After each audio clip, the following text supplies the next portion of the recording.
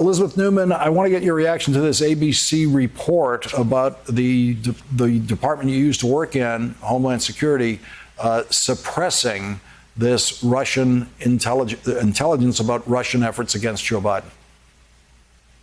I was really shocked to read the report. This is not normal practice. I served both as Deputy Chief of Staff for the first year in 2017 under Secretary Kelly, and for 2 years as the Assistant Secretary for Counterterrorism and Threat Prevention.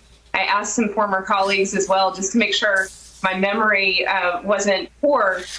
None of us can recall ever asking our intelligence apparatus to hold on a product indefinitely for 2 months. There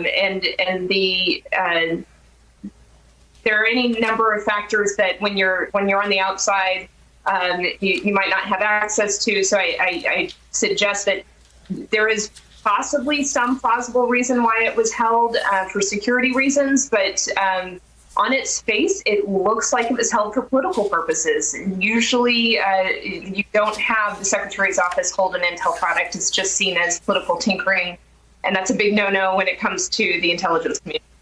Can I ask you, would information like this, from the job you were in at Homeland Security, you might not have full information on how this would flow, but would that information be provided to the candidate? Would it be provided to Joe Biden, this finding that the Russians intend to attack you this way? You know, the way that candidates get briefed is usually a different part of the government other than the Department of Homeland Security. So I'd have to defer to the intelligence community to explain when and how they brief the candidates. I was tracking that when I was in government and we would see some of these reports, that it was getting briefed appropriately. Really, not just candidates, but both parties received briefings, in my recollection. Trying to keep everybody educated about the election interference, about state of play in our states, to be able to make sure that we're securing the election apparatus across the country. There's been a lot of progress made in election security. There's much to be praised about what has happened over the last 4 years.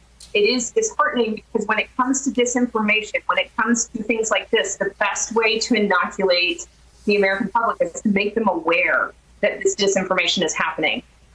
So being able to quickly and transparently communicate that to the appropriate authorities as well as the public is kind of a key mitigation tactic to this disinformation.